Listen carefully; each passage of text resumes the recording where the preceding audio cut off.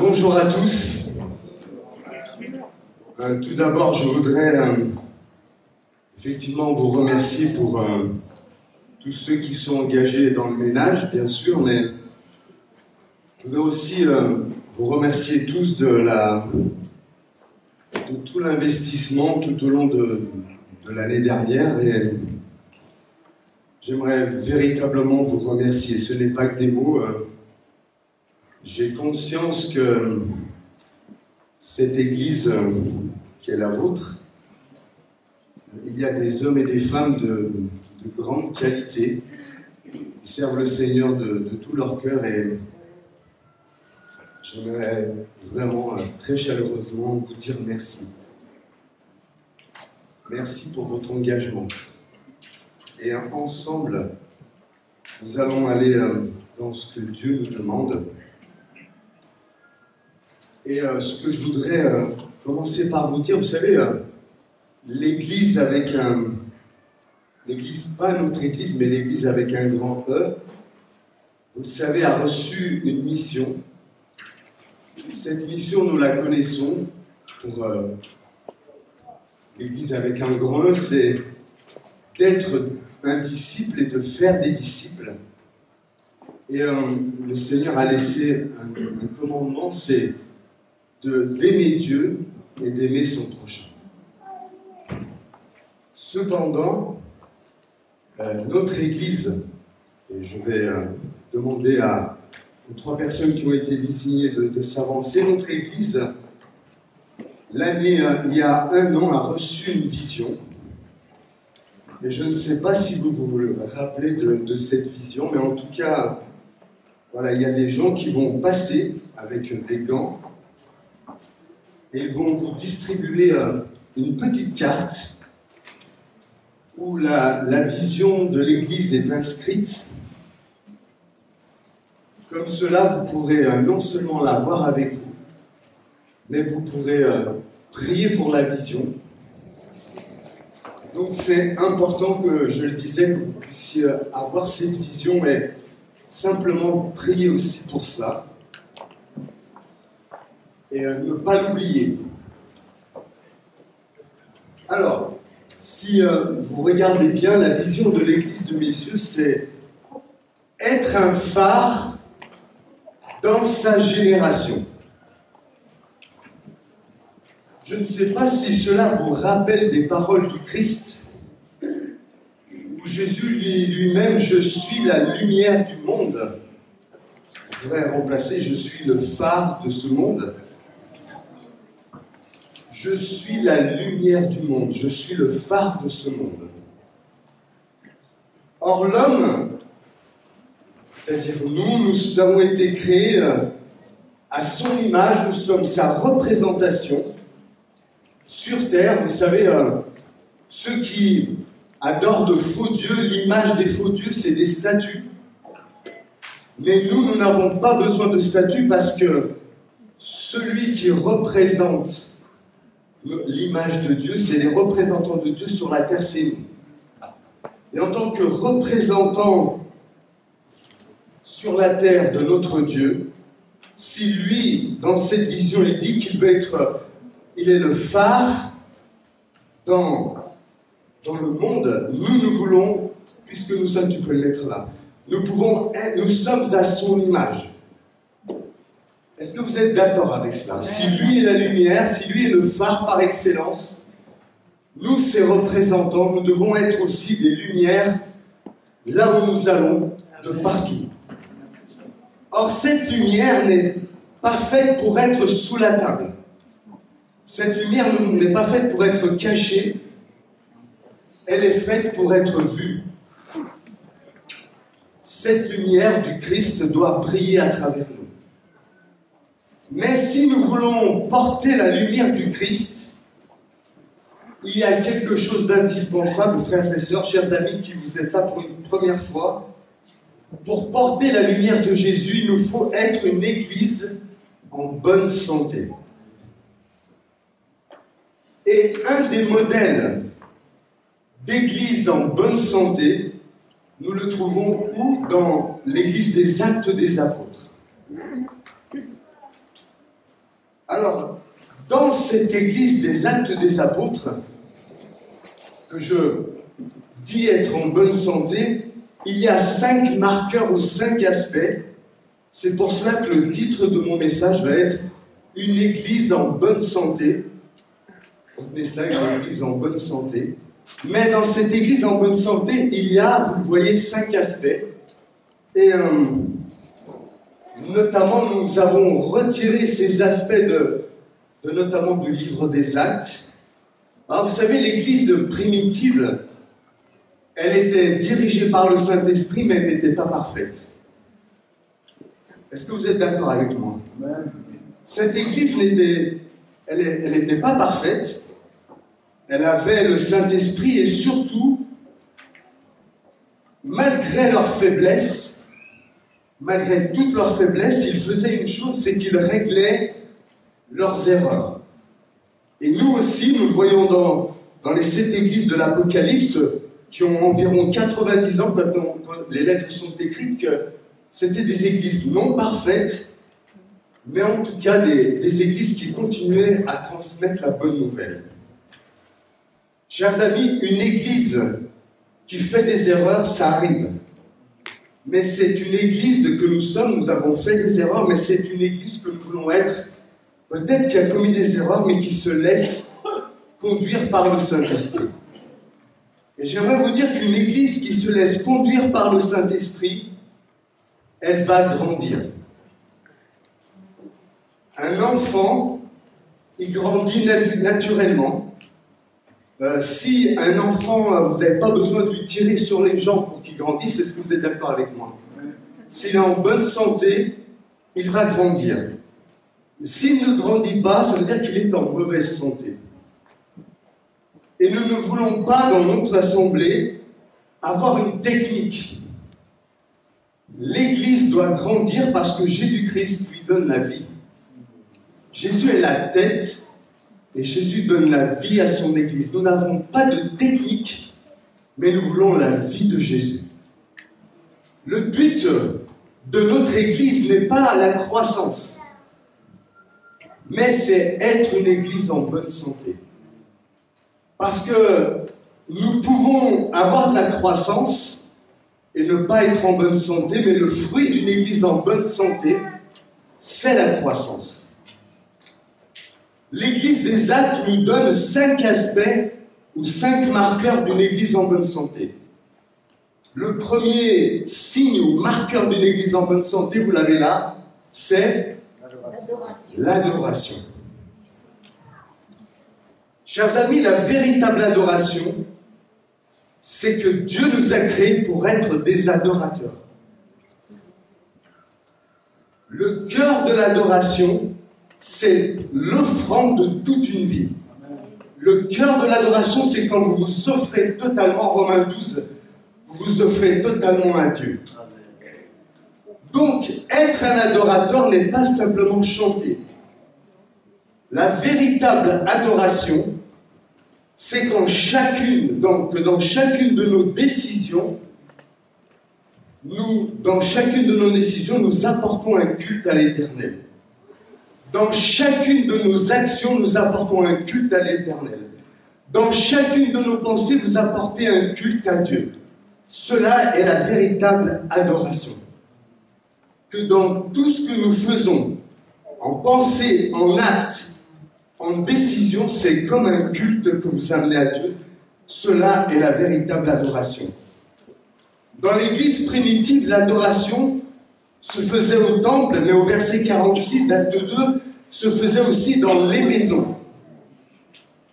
Donc, quel que soit l'endroit, ou quelque chose quoi que nous faisions, nous rendons un culte d'adoration à notre Dieu. Amen. Mère Teresa a dit une chose, l'adoration consiste aussi, écoutez bien, à trouver le plus petit d'entre nous et à le traiter comme Jésus. Je répète, l'adoration consiste à trouver le plus petit d'entre nous et à le traiter comme Jésus. Vous voyez bien que ce premier aspect que l'on veut vivre dans notre Église, est important parce que dans tout ce que nous faisons, en acte, en pensée, en action, en décision, doit être un véritable acte d'adoration. Nous l'avons vu pour ceux qui étaient à la réunion d'hommes il y a quelques années, où notre frère nous disait, je ne sais pas si tu te rappelles, Michael disait, quand vous buvez vous faites un repas, vous buvez quelque chose, c'est un acte d'adoration vers Dieu. Parce que tout ce que vous faites, c'est en honneur de Dieu. Il ne faut pas séparer le religieux de quand on sort d'ici de l'église. Tout est basé pour adorer Dieu. Le deuxième marqueur d'une église en bonne santé, c'est l'évangélisation. Il est écrit chaque jour, le Seigneur ajoutait à l'église ceux qu'il sauvait. Alors, chers amis, dans l'évangélisation, l'homme doit faire sa part et Dieu fait la sienne. La part de l'homme, c'est que, nous le voyons dans les Actes des Apôtres, c'est que les apôtres prêchaient, l'Église témoignait, les croyants s'aimaient. Mais une chose que l'homme ne pouvait pas faire, c'est le miracle. Je répète, les apôtres prêchaient, l'Église témoignait, les croyants s'aimaient les uns les autres, mais une chose qu'ils ne pouvaient pas faire, c'est le miracle. Seul Jésus ouvre les yeux des aveugles. Amen. Alléluia. Seul Jésus fait entendre les sourds. Amen. Seul Jésus ressuscite les morts. Amen. Alléluia. Seul Jésus peut ajouter des personnes à l'Église. Les premiers chrétiens ne considéraient pas l'évangélisation comme une activité occasionnelle. Bien au contraire, ils faisaient leur part et Jésus lui faisait la sienne, il faisait le miracle. Chaque jour, Dieu ajoutait à l'Église ceux qu'il sauvait. Et jour après jour, des personnes venaient dans l'Église. Cette vision, c'est aussi la nôtre. Si nous faisons ce que nous devons faire, c'est-à-dire prêcher la bonne nouvelle d'une manière simple, authentique, vraie, adaptée au mots d'aujourd'hui, si nous témoignons, si vous et nous témoignons ensemble en tant qu'Église, si nous nous aimons les uns les autres, eh bien, croyez-moi que Dieu fera sa part, fera le miracle. Lui fera le miracle, il l'ajoutera, il va sauver, il va ajouter à l'Église, mais nous devons de prêcher, témoigner et nous aimer les uns des autres. Est-ce que vous êtes d'accord avec ça? C'est important. Troisième marqueur d'une église en bonne santé, la communion fraternelle. Cette expression, les uns les autres, vous le retrouvez environ plus de 40 fois dans l'Écriture, où chaque fois qu'il y a les uns les autres, vous avez là un aspect de ce qu'on appelle la communion fraternelle. Chers amis, ce qui attire les non-croyants dans l'Église, c'est véritablement cette communion fraternelle. C'est à l'amour qu'ils verront que vous êtes véritablement disciples. L'Église des Actes avait régulièrement des rencontres dans les maisons, n'est-ce pas? Or, beaucoup aujourd'hui se plaignent d'un manque de communion. Parfois, on se plaint d'un manque d'amour, mais je voudrais vous poser une question. Pourrions-nous supporter un repas par semaine dans nos maisons? Est-ce que l'on pourrait faire chacun un repas par semaine dans nos maisons pour accueillir un repas et vivre cette communion? Vous savez, la communion nous pousse à nous entourer les uns les autres. Et cette communion nous pousse à ouvrir nos maisons. La communion fraternelle nous rend aussi humbles pour recevoir la parole de l'autre avec respect. L'Église est un lieu d'écoute. Et j'aimerais vous dire que nous sommes tous concernés par des craintes, des peurs, des soucis. Ça n'arrive pas qu'aux autres, nous sommes tous concernés. Un jour, vous allez écouter, un jour, ça sera vous qui allez écouter. Donc la communion fraternelle, c'est aussi, écoutez bien, soumettre nos faiblesses. Nous avons tous des problèmes et des doutes, ça nous arrive tous. Mais j'aimerais vous dire que plus nous sommes vrais les uns les autres, et plus nous avons de communion. Plus nous sommes vrais les uns avec les autres, plus la communion est authentique. Parce que si nous ne sommes pas vrais les uns avec les autres, la communion n'est pas parfaite. Quand nous partageons nos faiblesses, nous permettons, aidons les autres à quoi faire? À le faire aussi. Souvent dans des réunions, j'ai partagé des faiblesses en tant que pasteur, et ça a aidé les autres à partager aussi leurs faiblesses, et ça crée véritablement une communion. La communion fraternelle nous amène à la confession, et la confession est la source de guérison de toutes nos blessures.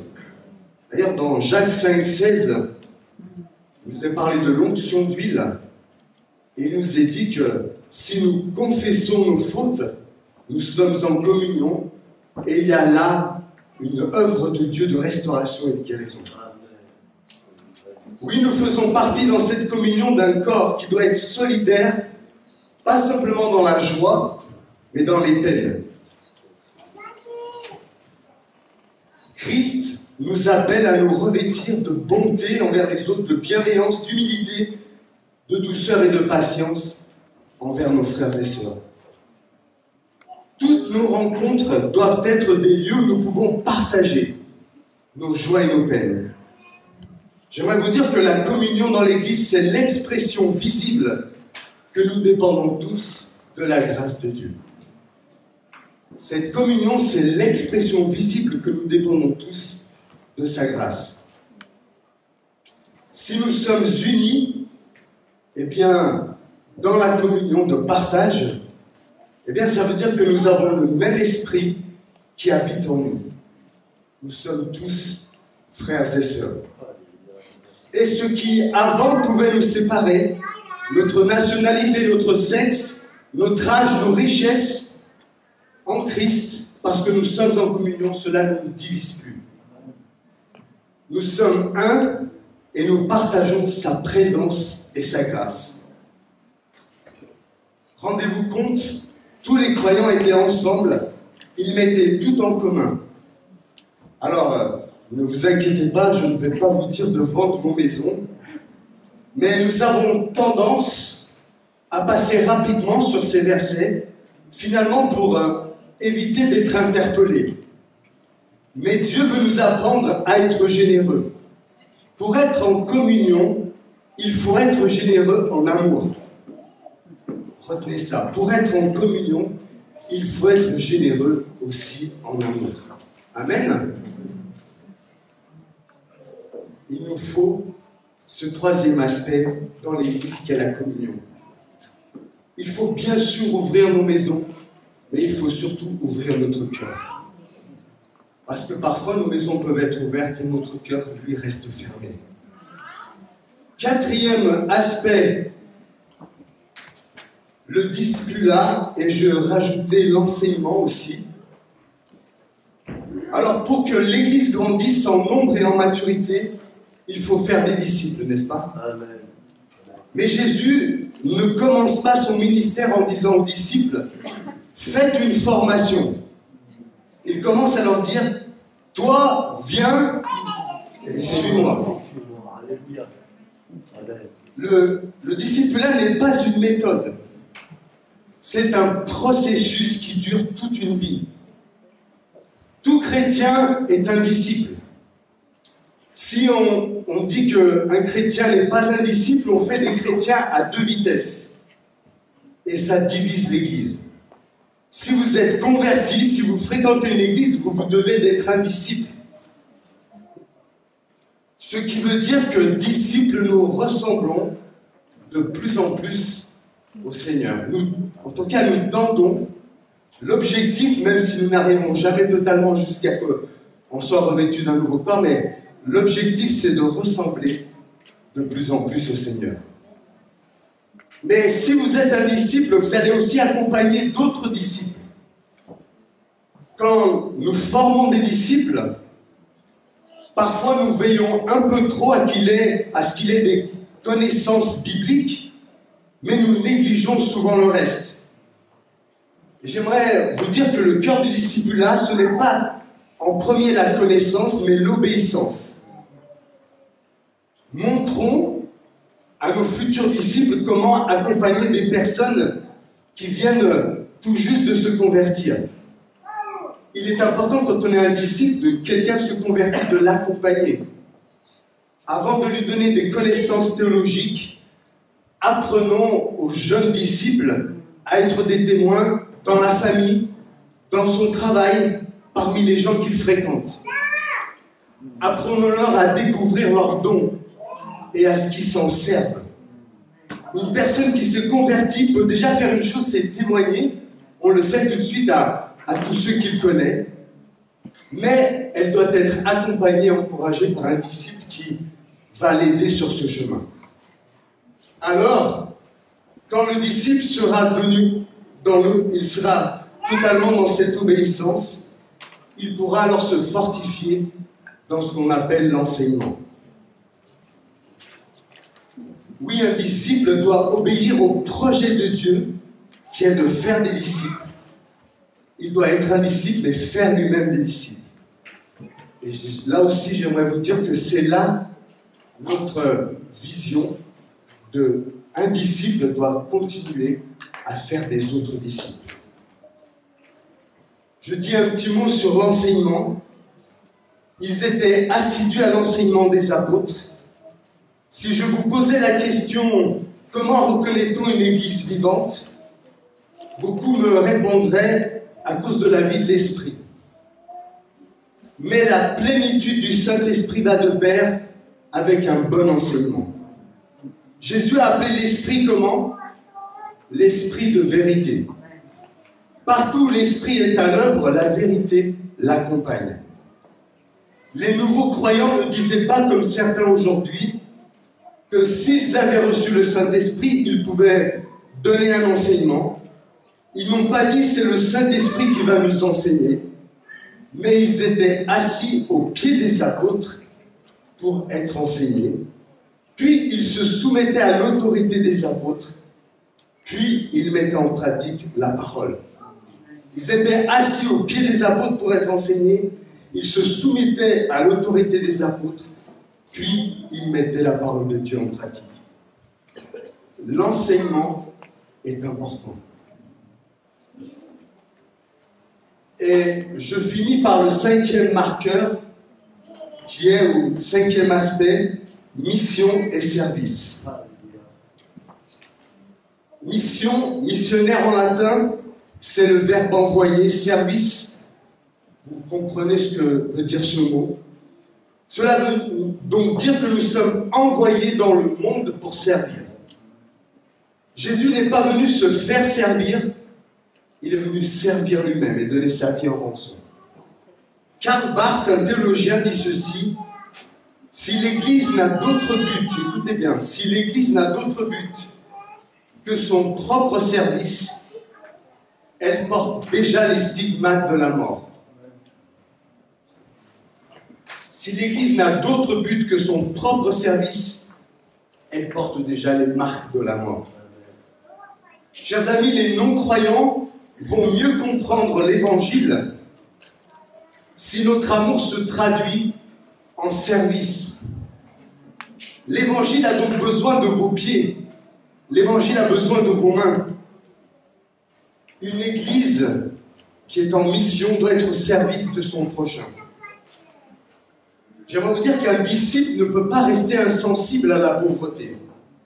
Et d'ailleurs, quand je parle de pauvreté, je parle de pauvreté dans tous les sens du terme. Un disciple ne peut pas rester insensible à la pauvreté. Nous pouvons donc servir, par exemple, et servir les gens du dehors, les gens qui sont au dehors, qui ne connaissent pas forcément le Christ, par plusieurs manières. On peut leur donner à manger, mais on peut aussi peut-être leur apprendre à faire un CV ou une lettre de motivation. On peut se mettre à leur service peut-être leur apprendre, pour ceux qui ne peuvent pas, donner des cours gratuitement, peut-être faire des choses comme cela, bien sûr donner à manger, mais nous avons un grand nombre de choses que nous pouvons faire pour les gens du dehors. Nous pourrions aller voir monsieur le maire de Meyzieux ou de votre ville et dire, mais comment est-ce qu'on peut se mettre au service des personnes de Meyzieux? Comment peut-être aider des personnes âgées, peut-être en leur faisant le ménage, en leur faisant des courses. Et j'aimerais vous dire que, bizarrement, quand on cherche des candidats, il y a moins de candidats pour faire cela. Mais rappelons-nous qu'être un phare, c'est aussi briller devant les autres, les non-croyants. Car la lumière du phare doit briller devant tous les hommes, frères et sœurs. La lumière du phare, vous êtes cette lumière, Jésus est la lumière, et vous êtes cette lumière doit briller devant tous les hommes. Alors, j'aimerais conclure en vous disant que les 5 aspects sont importants. Les 5 aspects, l'adoration, l'évangélisation, la communion, le discipulat, la mission et service, tout cela, la lumière du phare va briller à travers cela. Et c'est important de pouvoir prier pour cela. Mais j'aimerais terminer en disant quelque chose. C'est que pour faire cela, il faut bien entendu aimer. Et parfois, il faut aimer celui qui n'est pas aimable. Recevoir de l'amour, oui, par le Christ, mais en donner, parfois c'est plus difficile. Mais j'aimerais vous dire que aimer, ce n'est pas que avoir de bons sentiments. C'est facile d'aimer finalement les personnes qui sont assez sympas et gentilles, mais parfois ça vous est peut-être difficile d'aimer les gens qui vous agacent. Il y a peut-être des gens qui vous agacent, mais Dieu nous demande aussi de les aimer. Dieu nous invite à grandir dans l'amour. Et si l'Église est un lieu où j'expérimente l'amour du Père pour moi, cet amour doit être partagé, aussi bien au-dedans, mais aussi au-dehors. Plus nous ferons l'expérience de recevoir cet amour de Dieu, et plus nous serons capables d'aimer les autres. Alors je vais terminer par une phrase que j'ai beaucoup aimée.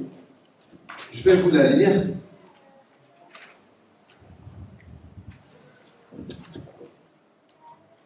Avoir une vision va rassembler l'Église. Mais pour que cette vision se réalise, il faudrait qu'il y ait de l'authenticité dans les relations. Je répète.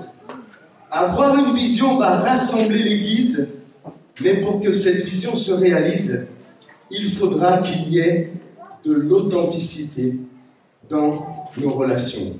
Amen. Alors, nous voulons une chose, et une chose que nous n'avons pas mis, mais qui est tellement évidente que finalement cela doit brûler dans notre cœur, c'est que pour que cette vision, elle puisse se mettre en route, elle est déjà en route, mais elle puisse vraiment marcher quelque part, il nous faut une chose, c'est la prière. Et il nous faut être plongé dans la prière. Parce que la prière, c'est la garantie aussi que la vision va se mettre en place et que nous allons adhérer à cela.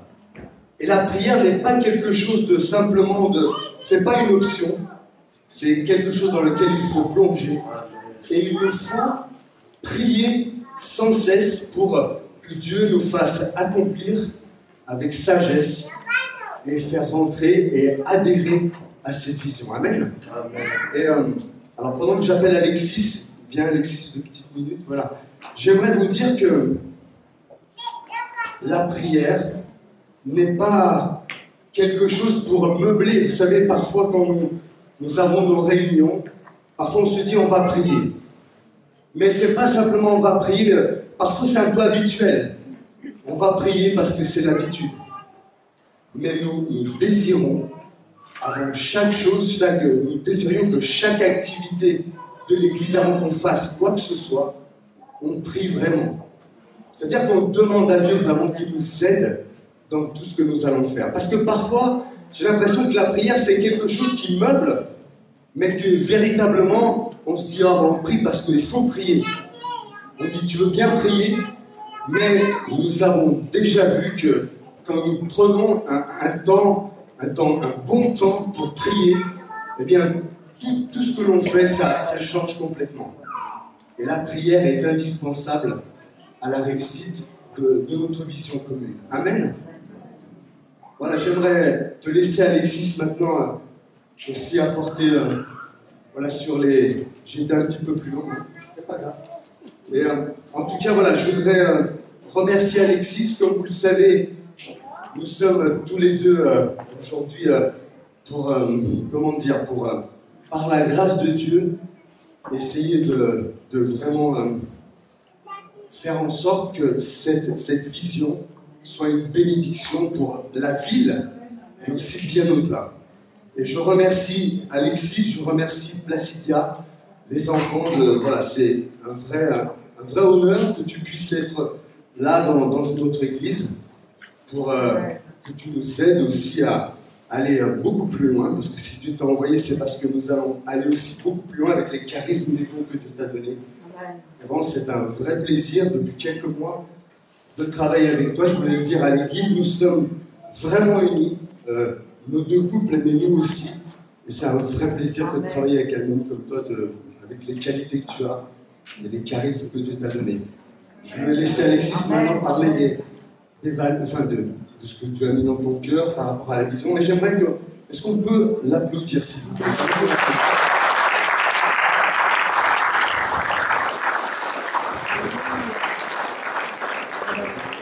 Merci infiniment, Carlos. Alors, je ne vais pas être longue. Rassurez-vous, vous allez sortir, bien manger. Si on peut juste avoir 10 minutes en plus de votre attention. Et là, vous regardez ce programme, peut-être vous dites, waouh, quelle vision. Heureusement, Carlos n'est plus seul, ils sont deux. Vous voyez bien où je veux en venir? C'est impossible de faire tout ça à 2, à 3 ou à 4, ou même en tant qu'équipe de ministère. Et laissez-moi vous dire, ça n'a jamais été le projet de l'Église. Il y a un corps professionnel qui va accomplir toute la vision, et puis les autres sont là pour regarder. Le ministère de l'Église en Éphésiens est basé sur un principe très simple. C'est que tous les ministères que vous voyez, l'équipe pastorale a un seul but. C'est d'équiper les saints, vous qui êtes les saints, en vue de l'œuvre du ministère. C'est-à-dire dans tous ces domaines-là, c'est chacun qui va participer et travailler. Et notre rôle principal, c'est de faire en sorte que chaque personne dans l'Église soit équipée dans un service quelconque. Et comme il a si bien dit, le service pour Dieu, ce n'est pas juste le service à l'Église. Et ça, c'est fondamental de comprendre. Je voudrais faire juste quelques observations concernant les 5 domaines. Vous voyez, peut-être que vous avez déjà remarqué, quand vous allez dans une église, vous avez souvent peut-être un pasteur principal et il a un don particulier. Et dans une église qui est très basée sur la personne ou le don du pasteur principal, souvent cette église prend la forme de ce don. Vous avez quelqu'un qui a un profil évangéliste, vous allez voir que l'église est à fond dans l'évangélisation, on est tous là parce que c'est un peu le pasteur qui façonne la culture. Une église où vous avez un pasteur qui est vraiment calé dans l'enseignement, mais il va façonner la culture de l'église de manière à ce qu'il y a beaucoup d'enseignements. Quelqu'un qui est très tourné vers la communion fraternelle, c'est une église où il y a tout le monde qui s'aime, tout le monde est dans les maisons les uns les autres, et ça va façonner la culture de l'église. Notre objectif, ce n'est pas de baser cette église ou cette œuvre sur un ministère ou sur une personne. Mais c'est de faire en sorte qu'il y ait une complémentarité de dons et d'exercices différents des ministères pour que chacun de ces domaines-là soit pleinement pris en compte. Ce n'est pas une personne qui peut le faire. Et c'est pour ça que nous croyons, et quand Carlos dit on travaille ensemble avec toute l'équipe, avec tous ceux, ce n'est pas juste une personne. Et notre objectif, c'est de faire en sorte que chacun trouve trouve sa place. Et qu'en tant que collège de pasteurs, on puisse travailler dans la diversité, avec les dons que chacun a, pour équiper dans les domaines que chacun a, mais tout cela pour pouvoir équiper davantage les saints en vue de l'œuvre du ministère. Alors il est crucial que tous ces différents aspects-là soient pleinement pris en compte. Et, comme vous le savez certainement, vous connaissez l'Église, vous voyez peut-être, dans tel domaine, on a peut-être des lacunes. Notre objectif, c'est de pouvoir faire en sorte qu'il y ait un équilibre, suffisamment d'attention donnée, suffisamment de moyens pourvus, en termes de ressources humaines, en termes de finances, mais de faire en sorte que ces 5 aspects de l'Église soient dans l'équilibre. Vous vous rendez compte que dans ces 5 aspects de l'Église, il y a 2 aspects qui sont tournés vers l'extérieur, 2 aspects qui sont tournés vers l'intérieur, et un aspect qui donne le ton à tout le reste. Vous voyez que l'adoration vient en tout premier. Parce que si, comme Carlos disait, si notre vie d'adorateur n'est pas Dieu au centre et nous autour, tout le reste que nous pouvons faire va être décalibré. Il faut en premier lieu que notre adoration, la valeur que nous plaçons sur la personne de Dieu soit en place. C'est l'ancrage que nous avons avec Dieu. L'équilibre de l'Église, c'est entre les besoins extérieurs et les besoins intérieurs. Une Église qui est uniquement tournée vers l'extérieur, elle va peut-être amener plein de monde, mais les personnes n'ont pas la possibilité de grandir. Et du coup, les gens ne sont pas accompagnés dans leur façon. Une Église qui est focalisée que sur 2 aspects intérieurs, en fait, au bout d'un certain temps, elle est appelée à mourir parce qu'il n'y a plus de regard tourné vers l'extérieur. Et Dieu ne nous demande pas d'être le sel dans la salière, n'est-ce pas? Il nous demande d'être le sel dans le monde, à l'extérieur. Donc cet équilibre entre les besoins intérieurs et les besoins extérieurs, vous avez peut-être identifié, l'évangélisation et la mission sont tournées vers l'extérieur. La communion entourée et le discipulat sont tournés vers l'intérieur. Et cela est capital. Et nous voulons donner vraiment l'aspect à chacun de ces dons et de ces ministères. Et nous sommes convaincus que, comme Carlos le soulignait si bien, notre objectif, ce n'est pas de grandir en nombre. Parce que quand on grandit en nombre, uniquement, et il y a un nom pour ça, ça s'appelle le cancer. Les cellules qui se reproduisent sans objectif, juste comme ça, c'est le cancer. On ne veut pas grandir pour être en mauvaise santé, nous voulons grandir au rythme de ce que Dieu veut, mais notre focalisation va être la bonne santé de l'Église. Et nous prendrons le temps pour poser la fondation saine. Et par la suite, nous croyons que Dieu va ajouter. Il n'y a personne qui peut ajouter à l'Église, si ce n'est Dieu. Donc on veut focaliser sur la bonne santé, la croissance et les résultats de la bonne santé. Alors, une Église en bonne santé, c'est tous ces différents aspects, en termes, entre guillemets, d'équilibre organisationnel, mais c'est aussi une façon de faire. Chaque Église a une culture d'Église, chaque organisation, comme vous voyez, même autour de la machine à café dans votre travail, vous avez une certaine culture, une façon de faire. Et cette culture est façonnée par les valeurs que nous voulons embrasser. Et nous voulons être très clairs. Qu'est-ce que nous voulons et comment est-ce que nous voulons voir cette Église fonctionner? Quelles sont les choses que nous allons valoriser et qu'est-ce que nous voulons vraiment, comment nous voulons façonner? Et donc, vous les voyez en dessous. Rassurez-vous, je ne vais pas les faire aujourd'hui, ça sera dimanche prochain. Donc, si vous voulez connaître un peu notre philosophie concernant les valeurs, le climat et la manière de fonctionner dans l'Église, nous allons aborder cela la semaine prochaine, les différentes valeurs que vous avez là, la vérité dans l'amour, la croissance, la diversité dans l'unité, la simplicité, la gratitude, le partage, et ancré dans sa parole et conduit par son esprit. Est-ce que jusque-là, ça va? C'est assez clair?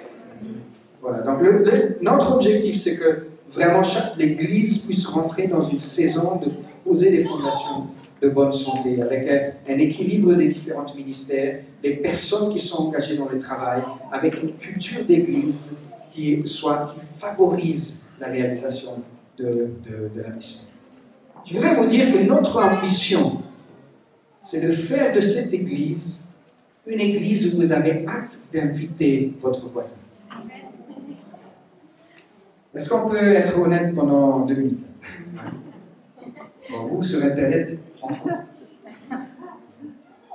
combien d'entre vous, vous avez hésité à inviter quelqu'un dans l'église parce que vous êtes dit, si j'invite mon patron, si j'invite, je ne sais pas trop qu'est-ce qui va se passer.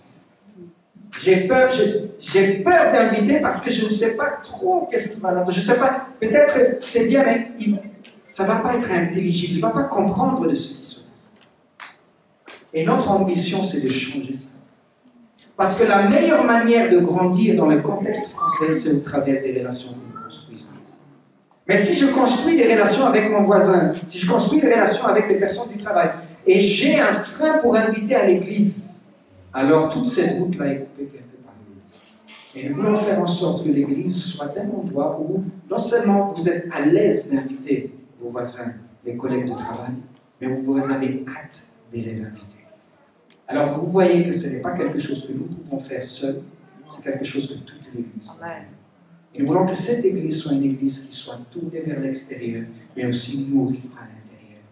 Et que les hommes et les femmes dans votre entourage, pensez à une personne de votre entourage qui a besoin d'entendre cette bonne nouvelle.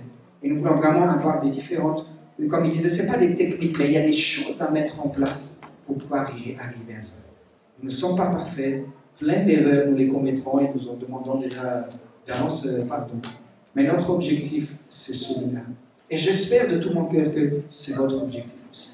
Que nous puissions faire en sorte que les hommes et les femmes soient réconciliés, découvrir la vie en Christ au travers de toi, au travers de moi, au travers de l'amour que nous avons les uns pour les autres.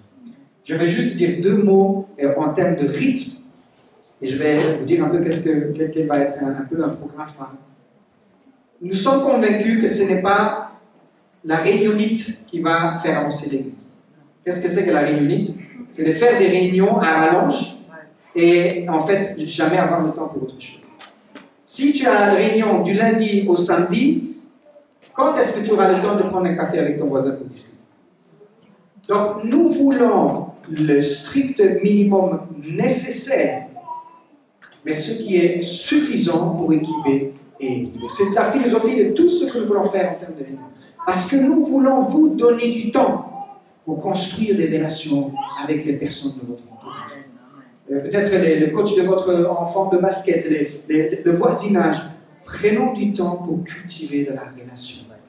Et c'est pour ça que nous voulons aller petit à petit, un peu pour voir comment est-ce que les choses avancent. Mais nous voulons sortir de la salière et être sel et lumière dans le monde. Est-ce qu'on peut cheminer ensemble? J'ai l'impression que j'ai perdu la moitié de la salle. On est ensemble. Excellent, excellent. Voilà, donc aujourd'hui, on va un peu terminer par ça.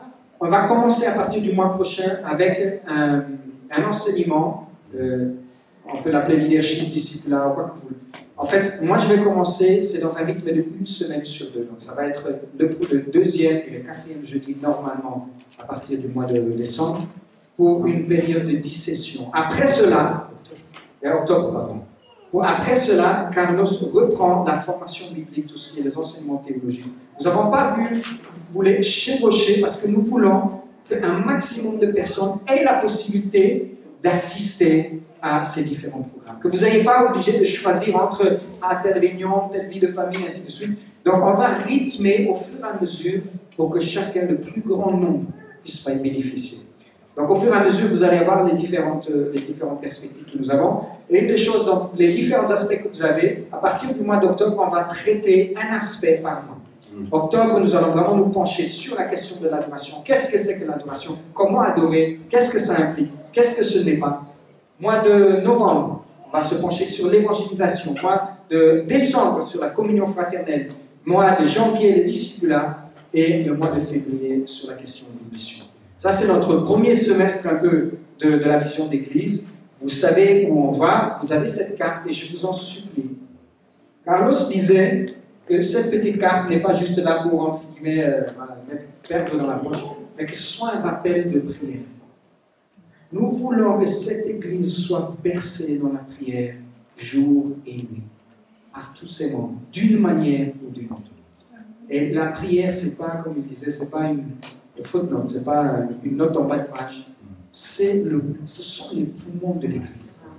Et vous allez voir les différents aspects, comment on va organiser les différentes prières, un peu de changement de ce qui va venir. Mais vraiment, avec cette carte, que ce soit un rappel de la prière. Ça, la prière est à la fois une démonstration d'humilité, dans le sens de dire, Seigneur, en fait, tout ce qu'on peut faire là, si ce n'est pas toi qui fais, tout ce qu'on fait est en vain. En vain. Tu peux faire tout ce que tu veux, mais si ce n'est pas la source en Dieu, tout ce que tu fais est en vain.